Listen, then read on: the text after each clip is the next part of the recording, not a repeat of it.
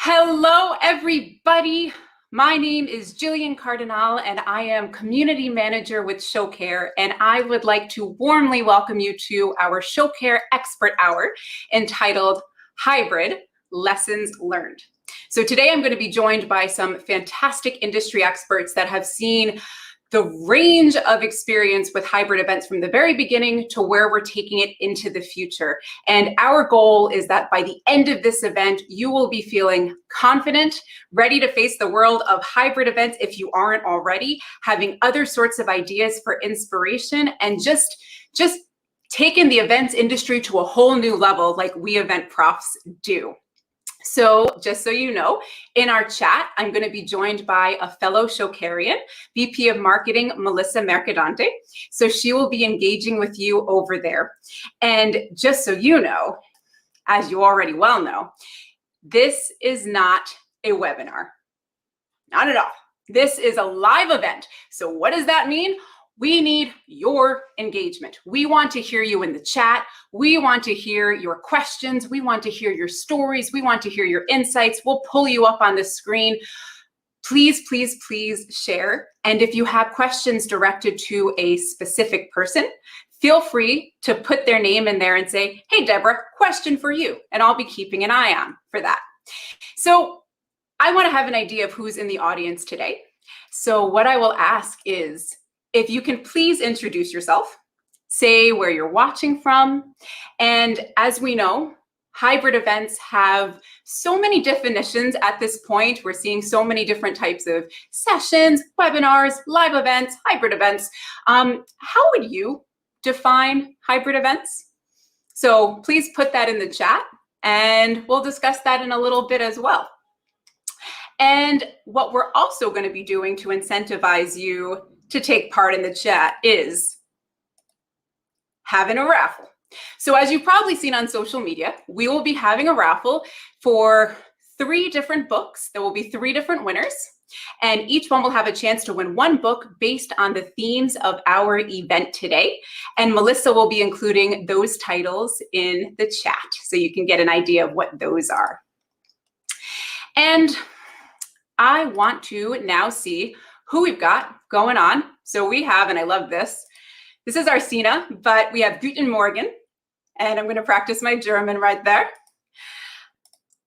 We have Don Weiss, who's coming in from Maryland. Hey, Don.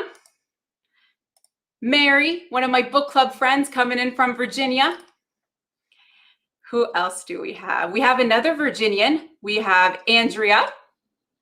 Hey, Andrea. And Andrea did define hybrid to her means remote audience participation. We have Joe in Toronto, a virtual trade show with year-round follow-up. We have Melissa, who's coming in from Pittsburgh. Hybrid means to her people on site and at the event, and some people listening in on the digital platform. And they're having their first hybrid event on September 7th. Yay! Beautiful. And now I want to gauge the temperature a bit as well. So in the chat, have you organized a hybrid event yet? If so, please put a Y. And if not, or not yet, maybe we'll see, put an N. And let's see what people start saying from over there. We've got Eric from Montreal. Hey, Eric. And Buki. Okay, so we have some not really, so a lot of N's are popping up right now. So we're getting the type of experience of we want to learn how to plan our hybrid events and what this is going to look like. So I have not seen a Y yet. Are there any Ys in this audience? Oh, here's one.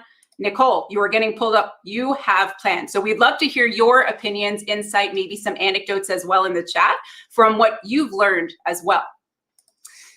So we are now going to come to the beautiful moment of meeting our experts. So today I'm going to be joined by 4 fantastic event professionals. As I said, the whole gamut of hybrid events from its earliest days to where we're going today.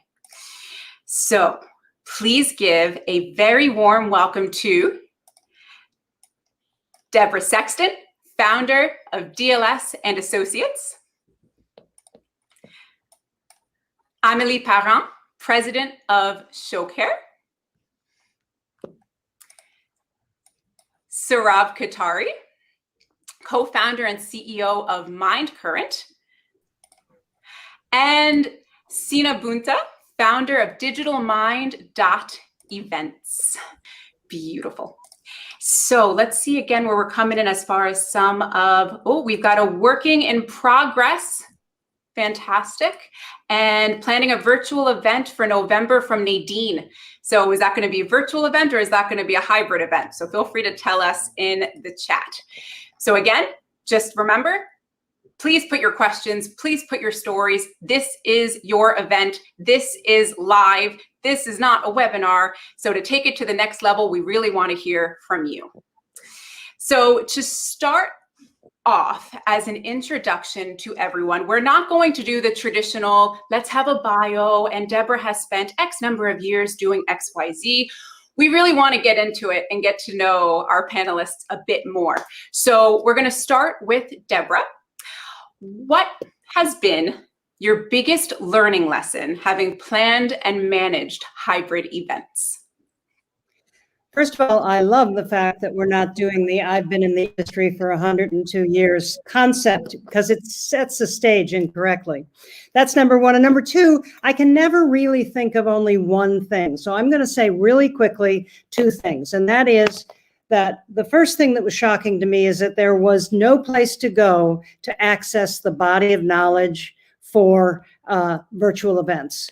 So with PCMA, we had to create that. So we created Virtual Edge Institute and then the Digital Edge Strategist certification and pulled it all together. And we pulled it together with an advisory board that Saurabh was on, best of the brightest at the time. We pulled together to say, we need help. We need to create this resource.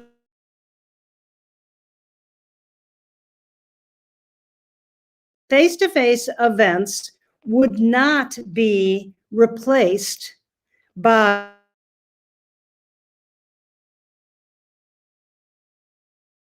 conversation that was happening all along, which in the beginning, which was, oh, the whole industry is going to die. It's all going to go online. It's not, and it didn't, and it won't.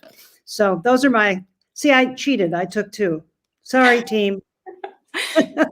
You're allowed to take two on this one, Deborah. It's totally fine. Amélie, same question to you. What have been some of your lessons learned during this whole experience thus far? Absolutely. So I think I'm going to do like Deborah. I'll take two. Number one, make sure you don't leave money on the table. There are a lot of opportunity to monetize your hybrid events. So really, really keep that in mind. And the second one is treat your audience, your virtual audience as a VIP one as well. So make sure you're really designing their experience with their reality in mind. Beautiful. We're going to be talking about those unique experiences where everyone feels special, valued, seen, heard, connected, engaged, and all that good stuff. So love that, Amélie. Sina, what have been your lessons learned? So I would say, and I only take one, to have very good contingency plans. I call them what-if scenarios. So what if the speaker, if you now have also remote speakers for your in-person event, has internet problems, cannot connect? Or what if lunch for the in-person event runs longer, but yeah, you have the remote audience waiting for the next session to start. So plan about everything that could happen. And especially now with a focus on technology, a lot of things can happen. So plan accordingly and have your plan Bs ready, have emails ready to be sent out, or have a backup stream, etc. Have backups ready as well. So my lessons learned and top tip for the beginning of this session, have what-if scenarios and contingency plans. Ever the fantastic event prof, the plan B, the plan C, and the plan D. Excellent. Saurabh, last but not least, your lessons learned. Sure, yeah, leave the dinosaur for last. So since I've been doing this since, 1999, which I know is shocking for many people, I have seen pretty much it all, right? Across religious organizations, tech companies, right? Manufacturing companies, events in 6 languages, none of which were English, events for people that are blind, right? Events for people who cannot access keyboards, all of it. So the main learning for me when it comes to hybrid, and this is going to be a bit controversial, but let's get into it. Every virtual event you're doing wants to grow up to be hybrid. And if you just think about that, step back and think about that, you'll know what I mean, because there is no substitute for in-person engagement. So when you're thinking about hybrid, remember all of your virtual attendees, they're on the same path to get to where your in-person attendees are. They all want to be there. So how are you going to help them get there? And most importantly, how are you doing that aligned to their goals? Because that's what a successful event is about, not yours. That was beautiful, Saurabh. So we are going to be touching as far as, again, ROI as we move forward as well for each of our attendees and their attendee journey. But we're going to start at the very top right now and then work our way down as well. So Deborah, as far as your experience with pioneering and advocating for hybrid events with PCMA, what did you find was the biggest value add for your organization by including hybrid events as part of your event strategy? Well, the biggest was that we reached a much larger audience. We reached non-members. We reached members who were challenged by budget issues. And by the way, I think we're going to be looking at that for the next couple of years, if not longer, because organizations have realized that they haven't been doing a lot of this travel in the past. So are they going to send 10 people to that conference, or are they going to cut back? And so we have to think about that. And also we reached a global audience, which we might not have been able to reach. So that was really important. When we started, we started very small, and we did all the things that you're probably not supposed to do. We put no value on the hybrid event to try to encourage the largest number of people to come, but that has a reverse to it too, which is if there's no cost to this, then is there value to this? So we made some of those mistakes. We probably started with a couple of hundred people online, but when I left, and it's continuing to grow. So this is, I don't mean that it stopped, but we had about 5,000 people at our annual meeting, and we attracted in excess of 2,000 people online at the same time. We brought in a lot of those individuals that bought product from us, joined us, did a lot of different things. So again, many of them couldn't come for a lot of really solid reasons. They're not able to participate face-to-face. This gave them an opportunity. When we ran into 2008, where we had our recession, I can't tell you how many emails I got from people that said, it's the first time I was not able to go to the annual meeting convening leaders, and you provided that for me. And if I have to pay for it myself next year, I'm going to go. But this was so great. Thank you. I mean, hundreds of those emails I received. And you know, that's what's going to continue to happen. Face-to-face is not going to go away, but this combination is allowing so many more people in your potential audience to participate. So, but the last thing quickly is, nothing happens overnight. Do not expect to do a hybrid and get an attendance like that. You have to build the interest, and you have to utilize what you do one year, spread throughout the year to get that audience that's interested in online. So, but it'll happen. And you touched on something there too, as far as preferences in a way. And I'm going to pull up Mary's comment in the chat. And this touches a little bit on Saurabh, and I like this. It's already kind of starting. So my friend Mary, she doesn't necessarily agree, and she's fine not being there in person. So again, that preference of attending virtually and meeting people for who they are now and what they're looking for and what they want, or being there in person. So also having those options to meet people with who they are now and their preferred style of engagement. That's a great comment, Mary. Thank you. And again, just to remind everyone, please put questions in the chat, your comments. I'm going to pull them up. That's what's really fun with this platform as well. And we'd love to see what your thoughts are. And so going with audiences having a global reach, Sina, you planned the ICA Congress, and so with many different hubs, many different audiences, a hybrid event, how did you ensure that each audience, no matter the time zone, was able to feel engaged and a valued member of that event? Mm-hmm. Good question. And I agree with Mary and the previous comments, as you have to know your audience. It's one of the first steps that you have to do when you start planning a hybrid event. So one thing that we have to keep in mind now is that before and after the hybrid event, everybody, all your participants are virtual. So what we've done at the ICA Congress is that we started basically the event 6 weeks earlier than our actual event dates in November.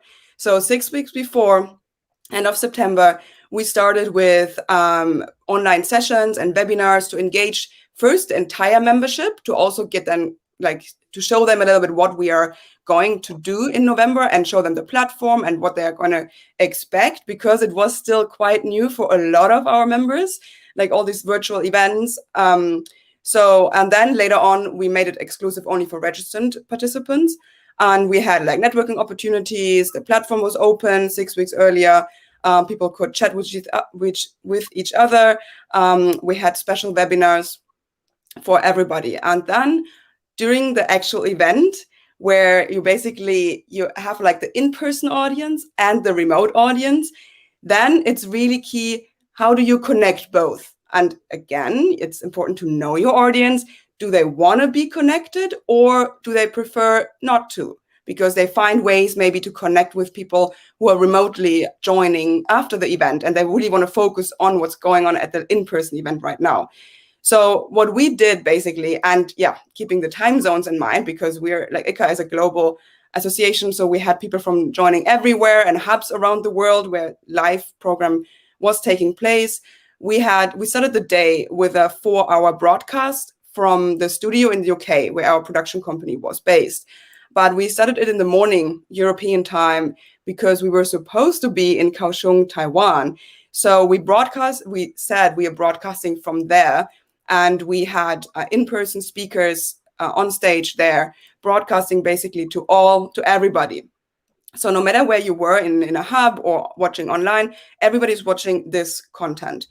And after these 4 hours, then people had the opportunity to watch what is happening in each of the hubs locally or other on-demand content. So this is a way that we connected all the time zones.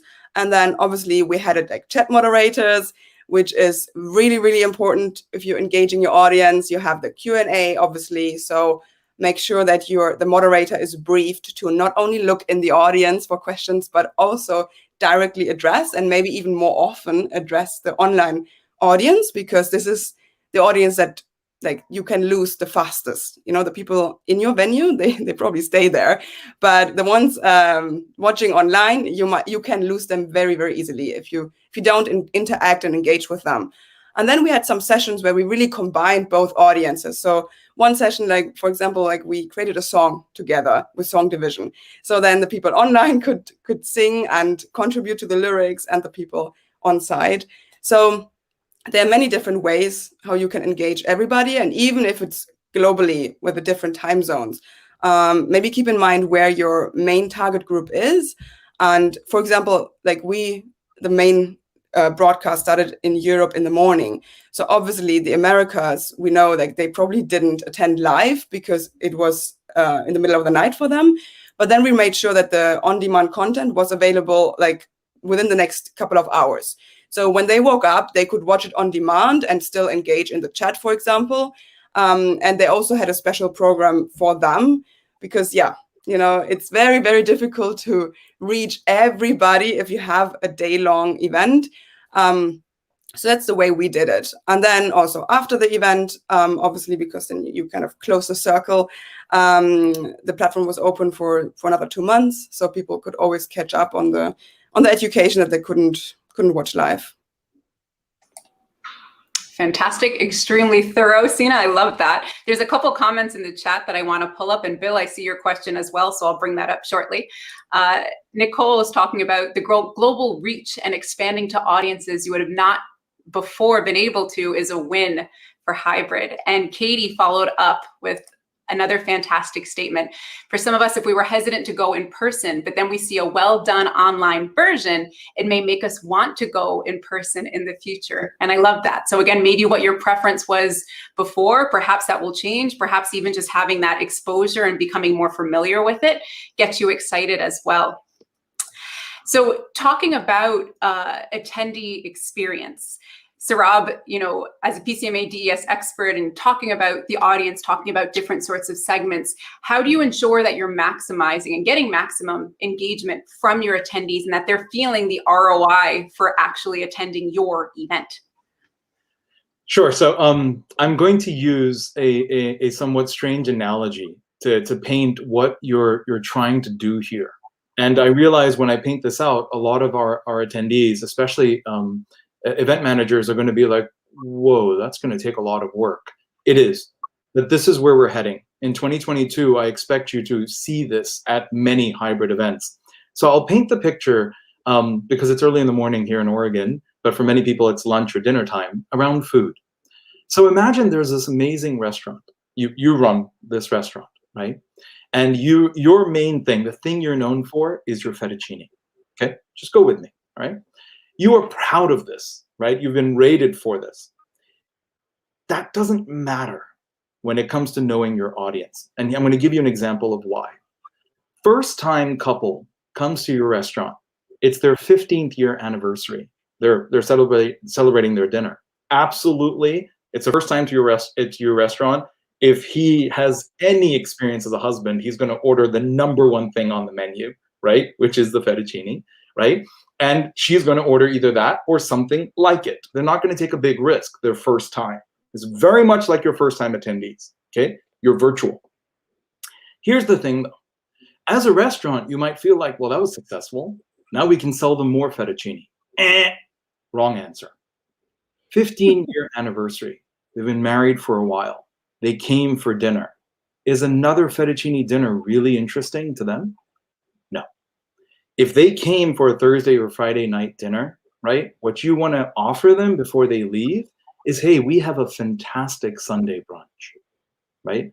That's what a married couple wants. Not just because of your food, because of the idea of brunch. Well, that's fancy. And getting away from the kids and everything on a Sunday, right? Why is this example important? Because your Sunday brunch might not be the thing you're known for, but for that couple, that is the next step in their journey with you as a relationship. Get them to come to brunch, show them that you can cover them for brunch and for dinner. Now you've got them. You've got a lifetime customer. How does this apply to events? So many times we focus on what we are really, really good at, but that's not how our attendees view us as organizations. They view us for what they need from the organization. For example, for Showcare, you guys are known for your intimacy with your customers, your intimate knowledge of what they're trying to achieve over time. It's not a one and done type brand, right? Showcare works with companies for very, very long periods, which is why your new platform, and I'm sure Emily will talk about this, right, is about continued engagement in virtual and hybrid events, right? This is what I'm trying to get to. When it comes to engagement, it's very important to know what your first-time attendee or likely virtual only want, and what your 5th or 6th or 8th time attendee who are either fully committed online or very much in person, what do they want, especially when it comes back to the reality that if you make your attendee experience equal for everyone, you've destroyed it, right? And I'm going to close with the same analogy I started with. If I had to pick a drink that I could offer everybody, I'd serve lemonade. And that would be completely unmemorable for everyone. You don't do that, right? So you know your audience, you know how to engage them, and then you segment. And you give each audience segment what they want. They are dying to come back. That's the beauty of hybrid, because you can work people from virtual closer and closer to a more intimate relationship. And at some point, like I said, if they can, they'll jump to in person, where now they're representing a much larger value proposition for you. And Sarab right there, and Amelie, I'm going to throw this to you in a moment. So talking about relationships, our relationships with our attendees, but then also the opportunities that hybrid offers for our exhibitors and sponsors. So Amelie, I would love to hear your 2 cents on that, as well as far as these different personas that we're talking to, these different players that are involved with hybrid events, how we can really strengthen that relationship. So in terms of strengthening relationship, you're referring with the sponsors and exhibitors? Would that be one of them? That would definitely be 2 of them. Yep. All right. So if you guys recall, my first comment was about monetization and not leaving money on the table. Obviously, this is a session of itself, so I'm not going to go in full detail, but I think we have to keep in mind what Deborah, Sina, and Surab were saying, that we are reaching out a larger global audience, which means that on the sponsor side and the exhibitor side, that means more opportunities for them to discover new people as well. So a few things that we can keep in mind. On our side, what we've done with certain clients, we have offered them an opportunity to have what we call the marketplace. So in the digital world, people are not consuming the same way we're consuming on the show floor. You know how on the show floor, you're discovering products and companies like just by walking around. Well, this is not the case in virtual. The way we're consuming in the digital world is like the Amazon of this world. I am interested in that type of product. So one thing that we've explored with our customers is obviously this is new for not only our audience and our attendees, but it's new for sponsors and exhibitors. So in order for them to have kind of a safe environment or a safe opportunity is to go with a risk-reward model. So how about we as an organization will make sure that we have traffic, we have people coming on the platform, attending the event, and we'll make sure that they are discovering your product.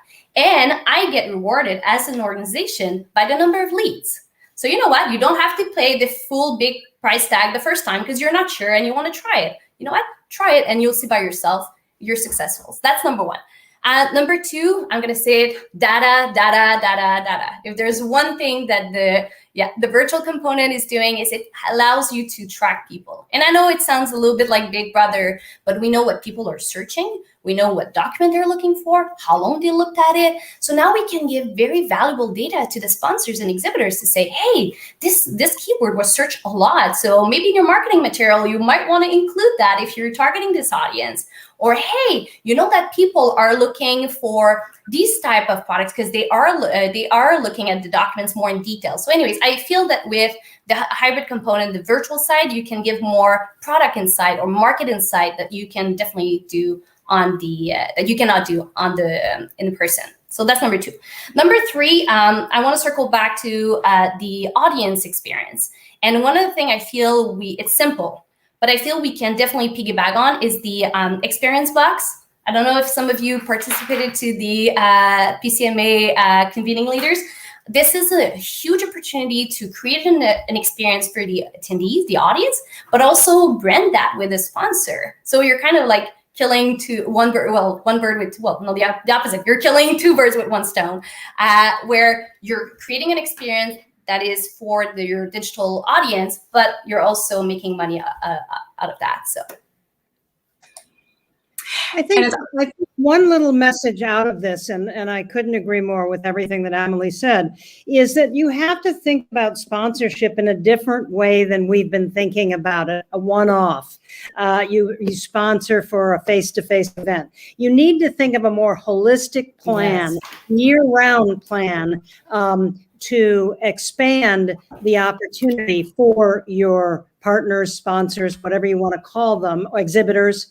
They all kind of fall in different categories, and really redesign it to take advantage of combining digital with face-to-face activity.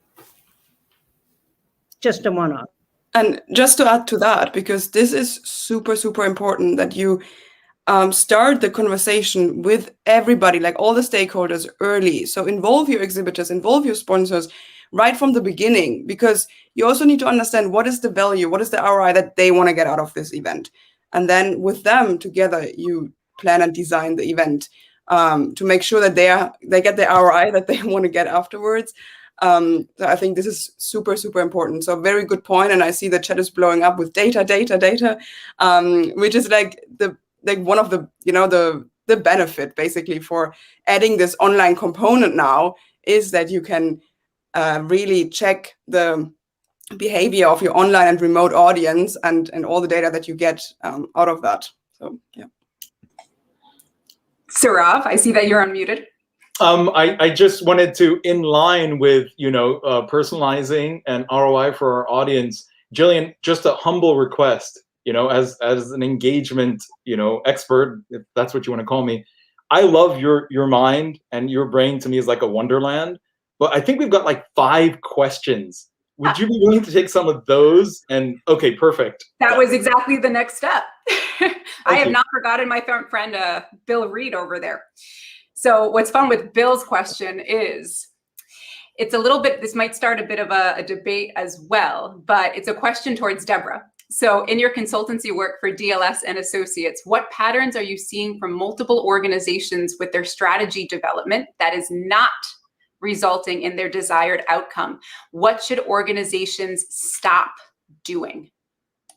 I think the thing that's bothered me the most in the last year and a half is that there is this feeling for many of the organizations who had not played in the virtual space, if you will, that tomorrow we're going back to the good old days. Everything will be the way it was 2 years ago, and we won't have to worry about this, as opposed to taking the time to say, maybe we needed to be pushed with COVID, but now that we've been pushed, let's expand. Let's figure out how to make this work for us, and ultimately down the road, create a strategy of year-round connectivity and expansion of content and repurposing of content. That's what we need to be thinking about. And the second thing, quickly, and thank you, Bill, for bringing this up, is that I don't think people have taken the time to think of this as not extra work, but to think of this as a new, exciting opportunity that's going to deliver for the organization that they work for. There is a value, and it requires someone that wants to own this and create an incredibly exciting experience and engagement online. And there's still that little, oh, this is more work, as opposed to how are we going to make this expand for our organization? And I hope I answered your question, Bill. I tried to anyway. And talking about engagement as well, my friend Mary. So how do you measure engagement in person? So now when we're talking about all the different data points that we have with our virtual events and the wealth of knowledge that they provide, we also don't want to forget about the in-person component of how it relates to that too. So of my lovely speakers today, Sina, I'm going to throw this to you. As far as how do you measure engagement in person so that that has its worthwhile experience, as does the other component? Yeah, I mean, definitely. And Mary, that's a very good point.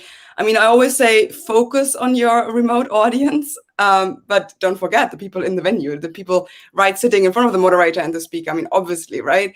I mean, how do you measure it? I think it's probably very similar to what we've done before in in-person events. But also there we see technology like being used like more and like way more.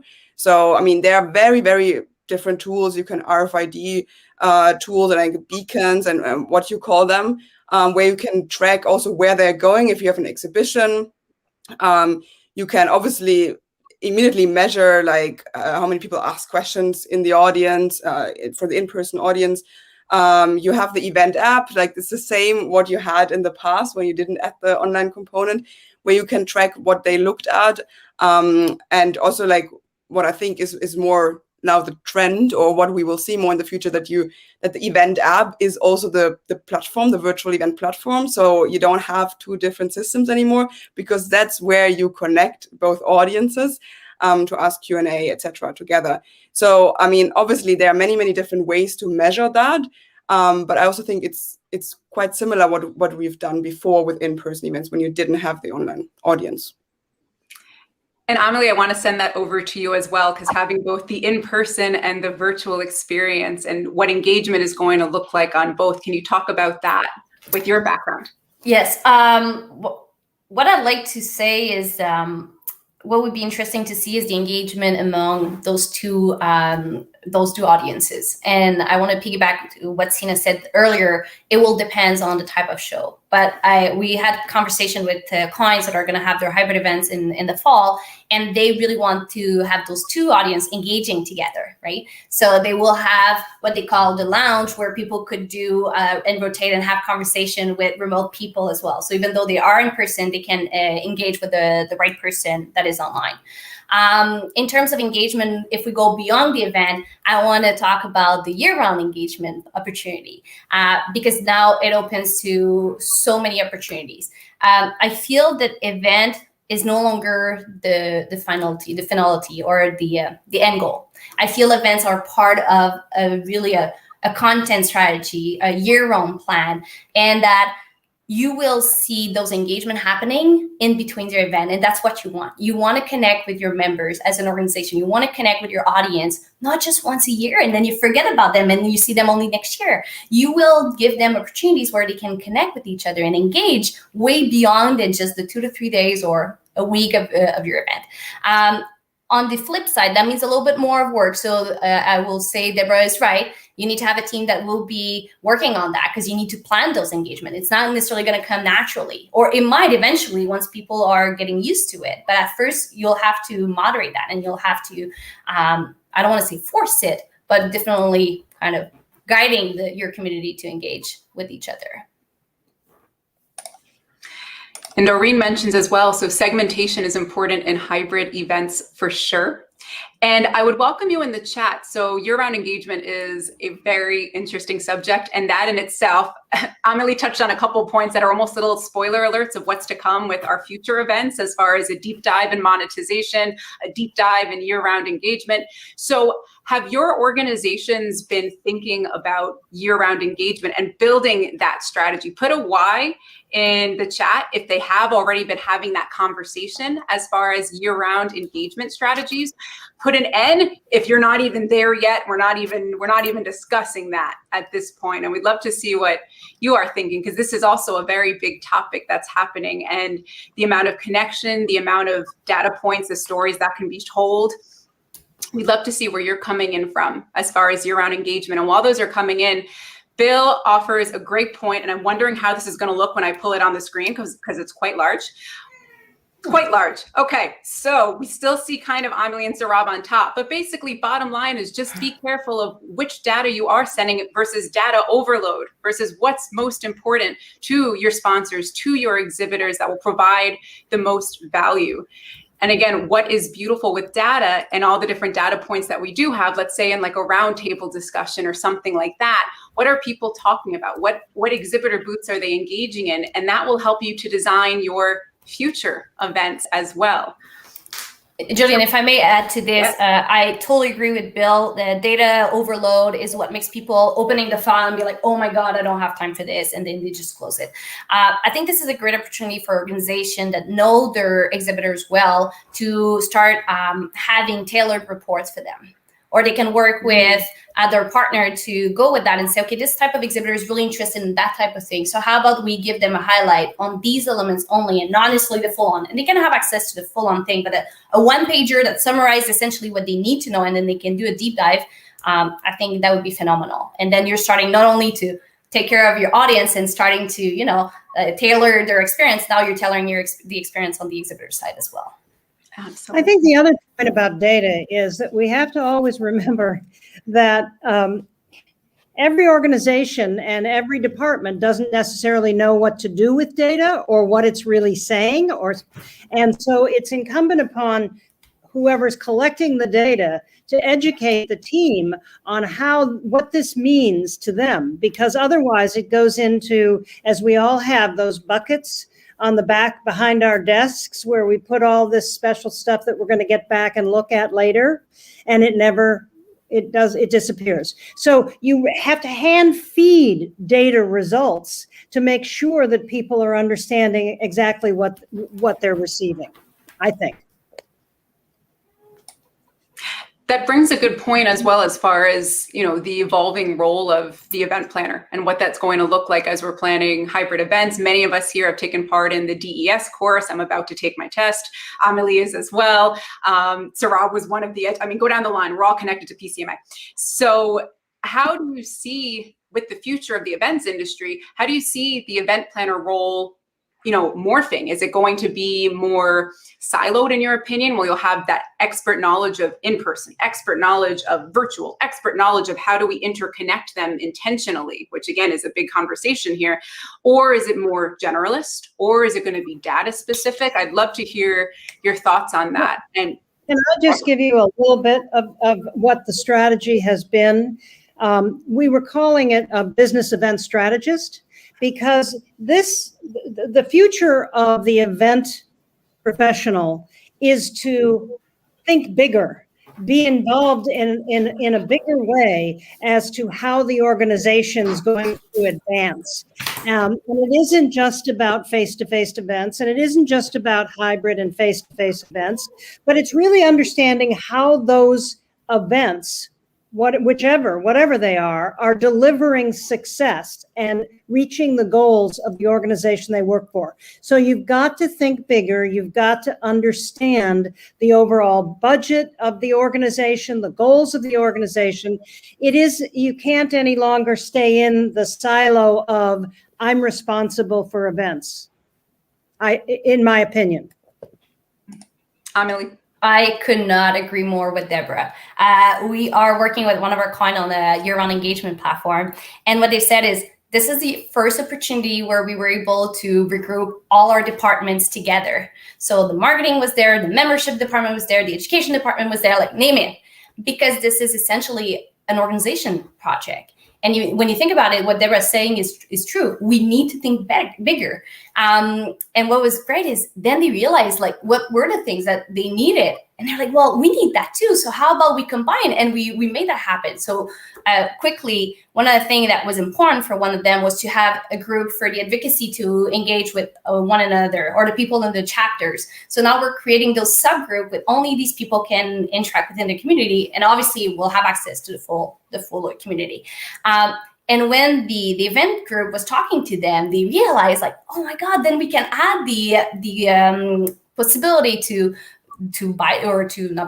sell the content to these groups as well, and start merging and having the chapters talking to each other and discovering like what's happening on the East Coast and the West Coast and so forth, so on. So anyways, all to say that this year-round engagement platform is more than just a platform. It's really an opportunity to get the entire organization working together and see how collectively they can essentially achieve their goals, their organizational goals.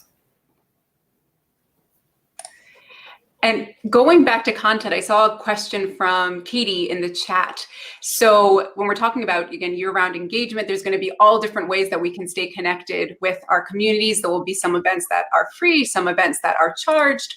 Katie asks, are you seeing people taking advantage of the opportunities of on-demand content, especially if the event is free? And Sina, I'll throw that one over to you. Yeah, I mean, obviously it depends, right? If you have time or if you're overloaded by webinars, we all there, right? Like there's so many education out there, and we just register for a lot of things, and then maybe we don't even watch the on-demand session. I mean, it probably really depends if you really wanted to watch this webinar and you couldn't, and how well then the content was, and also maybe what other people said about this webinar. So, you know, that's also then a good way to motivate the audience to share it on their social media, because then if I would see it on social media, oh, I really missed this webinar, I registered, I couldn't watch it, I will catch up on demand because everybody said it was great. So again, it depends on how engaging you were during that session. How do you engage with the audience? What was the content? How was the content? I mean, it probably really depends. Like for the ICA Congress, we saw that people still logged into the platform afterwards and watched the on-demand sessions. I mean, obviously, yeah, the viewing rates, they were not that high anymore as when we were live, but still people appreciated having the opportunity to log back in and to watch the session that they missed. And also there, I think it comes back to organizers, to the organizations. how do you distribute the content afterwards again on demand? So maybe you don't even have to, sometimes it's not necessary to present the on-demand video, but you could also create a blog post out of that. So you summarize the content in writing, for example, or think of other initiatives on motivations why people should watch that on-demand video again afterwards, and not just drop it, and it comes back to community engagement all year round. How do you use the content that you generated at your event? How do you reuse it, and how do you engage people with people after the event? So, yeah. And just to mention again, with our not last few minutes, we got a little bit more time, but in the chat, if you have some more questions, by all means, put them in there, who you'd like to ask them to, keeping an eye on it. So going back to content and strategic design as well. Again, monetization route is a whole big conversation, but it depends on the design and the strategy behind it too, and the purpose behind that content. Can it be repurposed? Can it be in packages that we can offer to our communities at different points in time? And then that goes into also FOMO and the event design. So should they be at that live event because they can only experience it there, and the on-demand content after it doesn't have that same appeal, so to speak? And Saurabh, I'd love to talk to you about that and have your 2 cents as far as, again, those unique experiences, FOMO inducing. So people are taking part actually in that versus just waiting for the on-demand content if they feel like watching it, and it's put in that metaphorical bucket that Deborah was mentioning. So I'm gonna. It's just, I can't help it, but this is going to be controversial. But I mean, I'm welcome also to take this offline for as long as people need, right? I mean, I've been doing this for a while for a reason. So I'm going to go back to something that was mentioned about, as an event manager, as an event strategist, as a director of events, VP of events, whatever it is that your title is, what is your job going to look like 2 years from now? Are you going to be specialized in person or online? Pardon me for saying this, but that's complete nonsense, right? How the events industry will be separated going forward, not just in the titles, but also in the pay scale, is by execution and strategy. Because there's nothing wrong with being an execution expert, but admit that. Admit that's what you love to do, and do events perfectly. Leave the strategy for someone you partner with, okay? There's nothing wrong with being a strategist and not doing execution. Here's the difference. When you are focused on execution, and I'll show you how this comes back to on-demand and free versus not free. When you're focused on execution, you're focused on how you're using every minute, every hour in an agenda, and how you can de-risk the execution of that plan. When you're a strategist, that is not your concern. When you're a strategist, your concern is, what is each hour worth to each person? Significant difference in your value as an event strategist versus an event execution expert. Because when you know what your event is worth per hour to the host, to each sponsor, to each attendee, you very quickly understand you are no longer asking or begging for a budget. You're dictating it. And I've seen this since 2012 when I was on the Cisco Live team, which is legendary, right? For 3 years, they sweep the awards of hybrid and digital. Right? There's a reason they did that. I was in these conversations where the director of events would very frankly, very politely tell the stakeholders of the product and the marketing teams, if you'd like the C-level, engagement, that'll cost $800,000. And they were like, okay, well, we don't have that. Well, that's fine. Then we won't have C-level engagement. We'll just go ahead with, our regular buyers, and we'll just do more. And all of a sudden, you see the product team, not the marketing team, the product team stand up and say, we can arrange for 600, right? Now, why? Why is this happening? This is the difference going forward. When you understand what the time is worth for your attendees, you'll note that you have 15% of your attendees where most of your value is coming from them.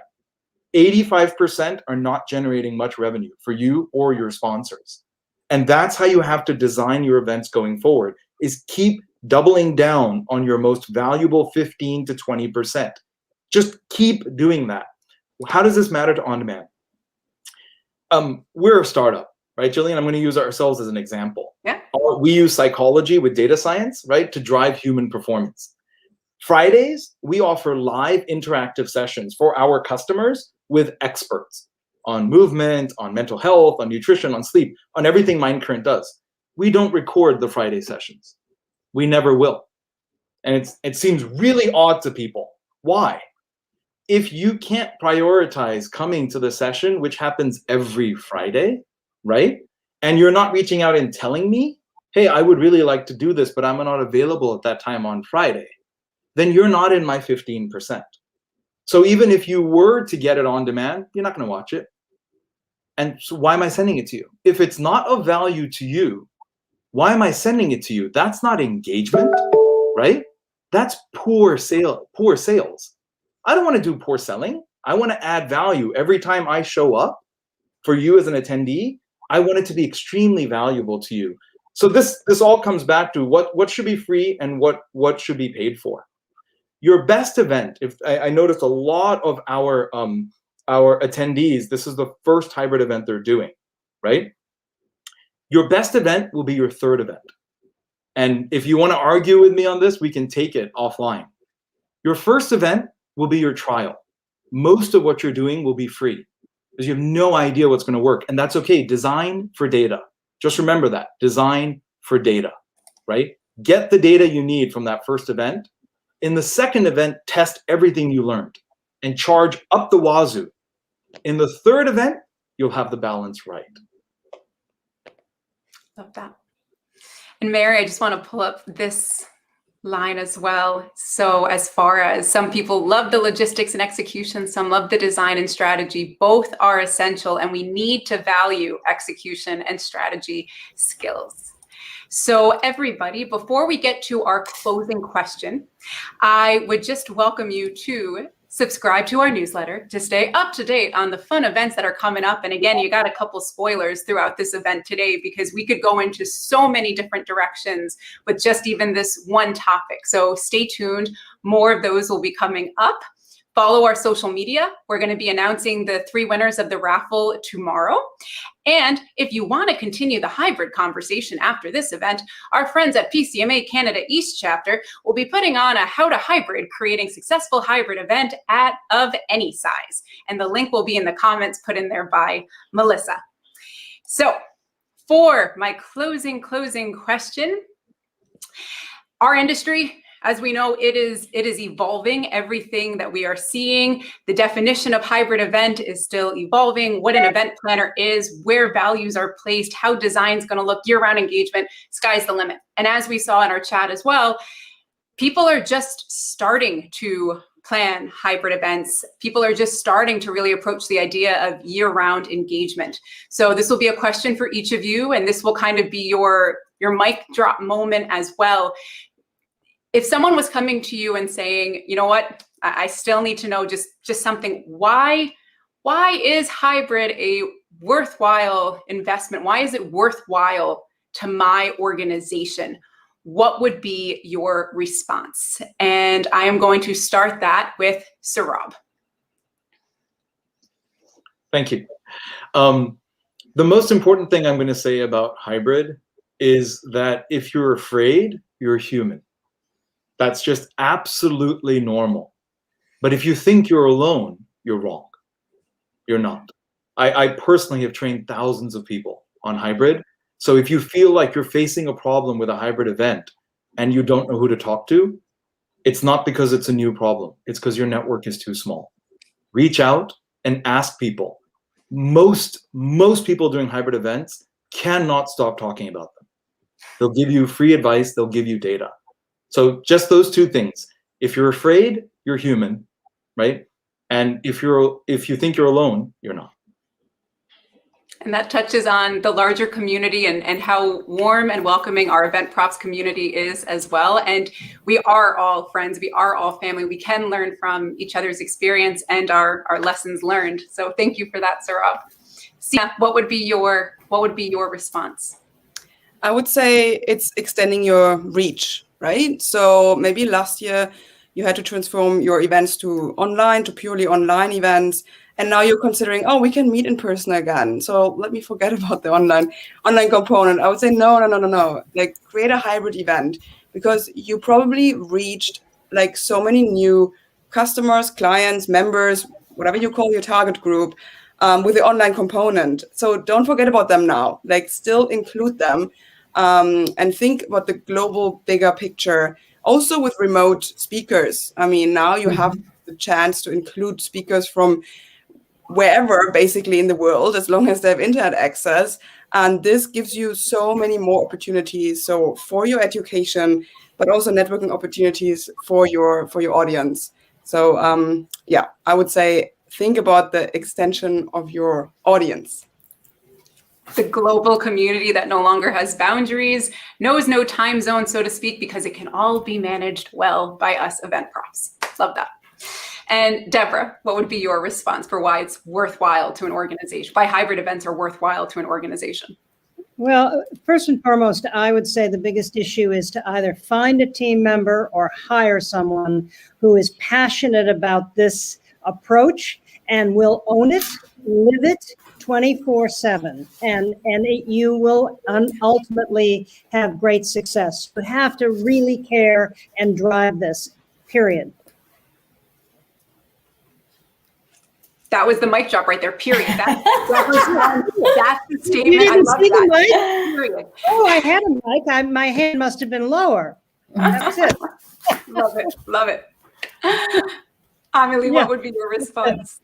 I would say that this is the ideal moment to engage with your community and keep a pulse on them all year long and nurture them so that you can not only better design your upcoming event, but also continue to build the future of your organization. Then you can know that they love fettuccine and you can serve them and you need to recommend the brunch. So I would say engage with them all year long. So important.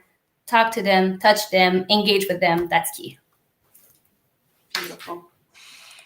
Everyone, on behalf of Showcare, a big thank you to our audience today, which Sina, she wrote a guest blogged an article with Showcare, and she said audience equals community, and that's something that we very much believe in. So a big thank you to this growing community as well. We hope to see you at future events and engaging in the chat just like you did today. Thank you.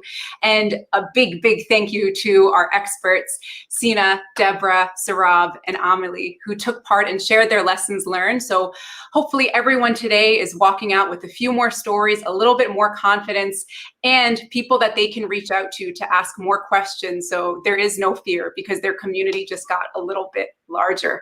So everyone have a fantastic rest of the day, and we are going to see you at our next event. Bye for now.